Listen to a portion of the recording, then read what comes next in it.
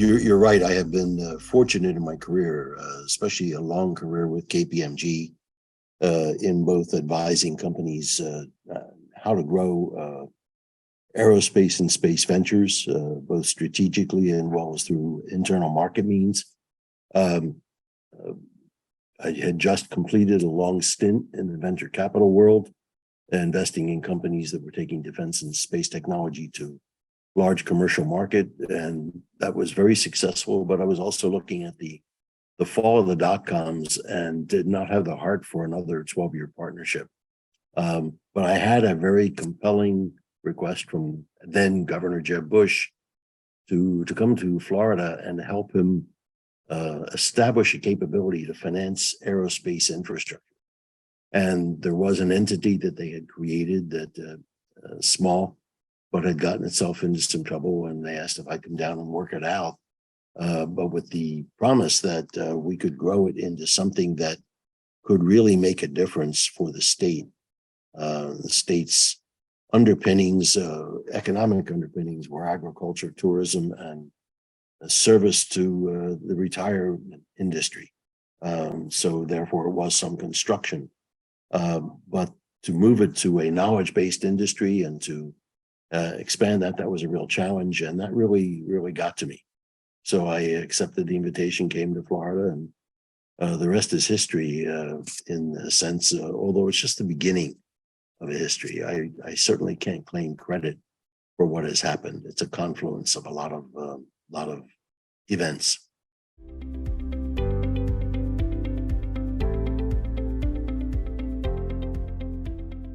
It actually was challenging because there are legislators in the state that were pretty forward thinking. And the entity that I run today is the fourth iteration of a state space authority.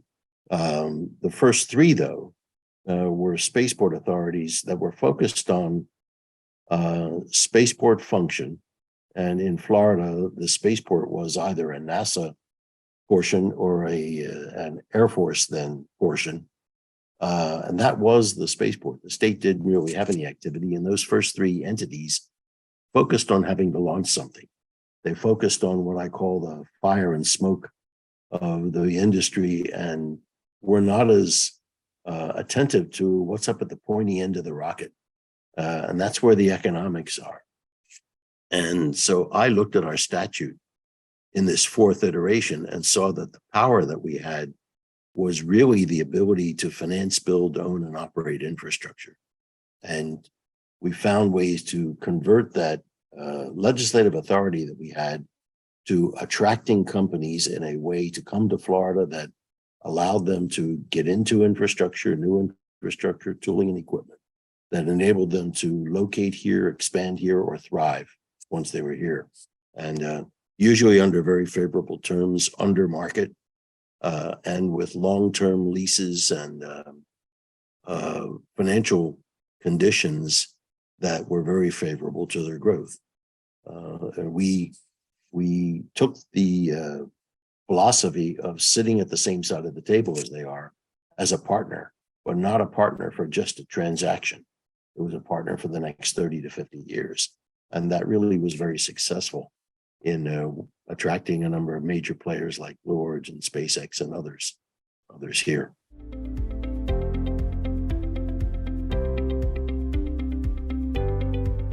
We saw that as a challenge. People who come to Florida enjoy the live, work, play environment and the growing innovation climate that is here. Florida has a lot to offer. It's a low cost to live environment. There are a lot of other factors. So when NASA announced the imminent retirement of the shuttle,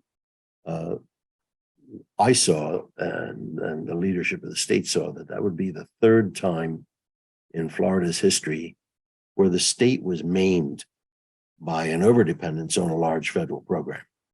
That happened in the end of the Apollo program, and then the whole space station effort and Constellation when it was canceled, and then now the shuttle.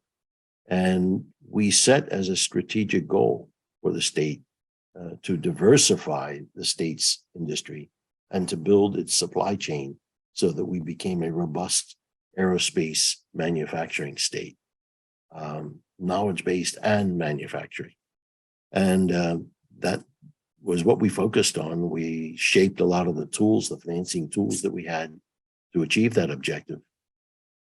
And we moved pretty quickly to partner with NASA and the Air Force to survey the infrastructure that was already there that would no longer be needed now that shuttle was retiring. And I took some of that infrastructure under long-term enhanced use leases, and we stripped it all down. I'll give you a good example of that in a moment. And we modernized a lot of those facilities using private sector money and then made them available to industry under very favorable terms. One perfect example is something called the Orbiter Processing Facility, or OPF3, which literally was a building that the shuttle was brought back to after flying, and almost mechanical apparatus was put around it, and men climbed all over it to get it ready for the next flight. It usually took a couple of months to turn it around, but it was an aged building, and we completely stripped it, modernized the inside, and today Boeing is building its Starliner spacecraft, manufacturing its Starliner spacecraft in that facility. We took the orbiter, the ONC building here at the Cape, put $35 million into that, and that was leaking in the roof, and it was really a rundown building. And today Lockheed is building the Orion spacecraft in that building. And I could go on. There are other examples of facilities that we took, new launch pads that we built using, again, predominantly private sector money. We get almost a 10-to-1 leverage on state money that we put into these deals using private sector capital to achieve a lot of these modifications. And that really is an accomplishment. So I think those were the things that really enabled the turnaround after the shuttle retirement and began the march back. We also were able to attract launch vehicle manufacturers and operators here. So essentially, we've come from an era where we were launching a few launches a year after the shuttle retirement to this year we will do very close to 60.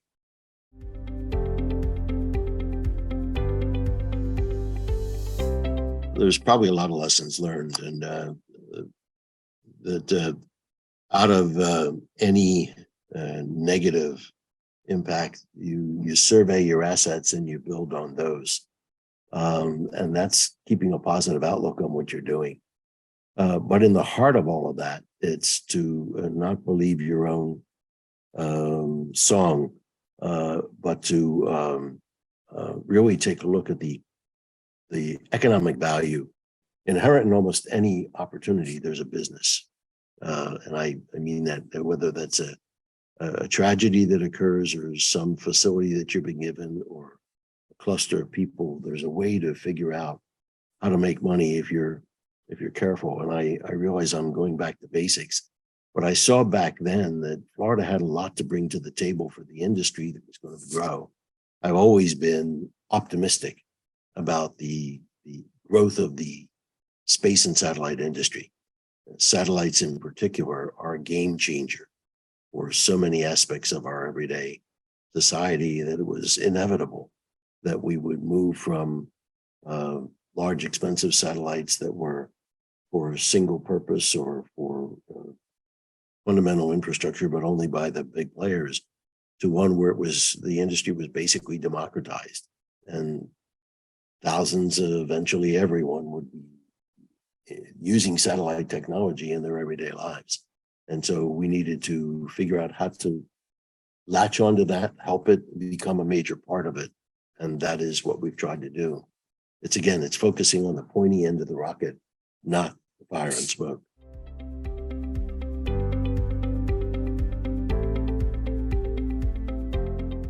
I have personally been introduced to half a dozen different technologies that people are proposing.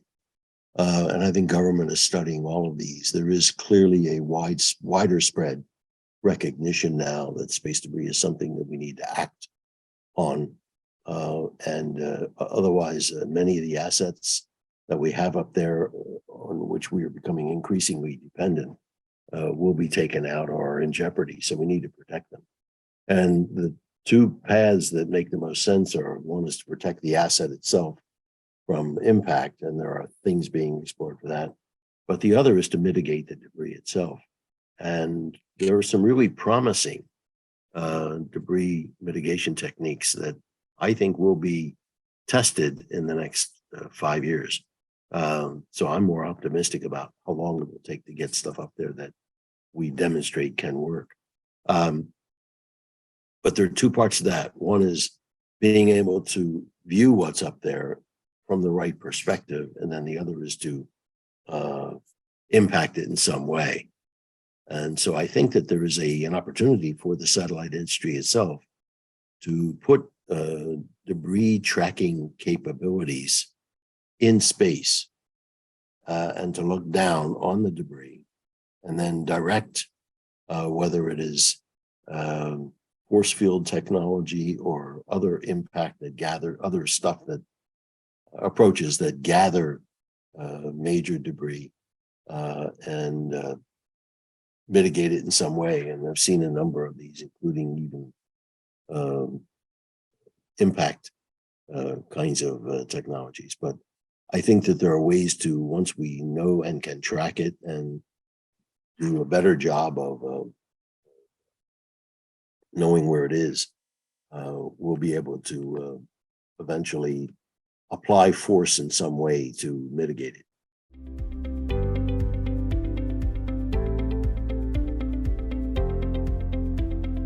I certainly always saw the economic potential of space and still do. I think we've only begun to tap into it. And I think the $1 trillion economy forecasts that are out there are understated, in my view. I think we'll get there and get there faster, and it's much larger than that, especially when we begin to really exploit what's out there for both exploration, but more for economic purposes.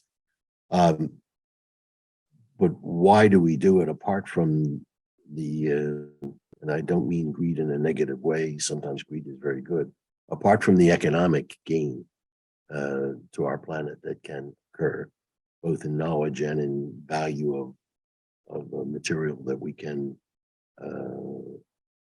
develop or collect. The real value, and I get asked this question all the time, of why put so much money into space? And I hear all kinds of reasons, like because it's out there, or it's manifest destiny, or it's survival of the species.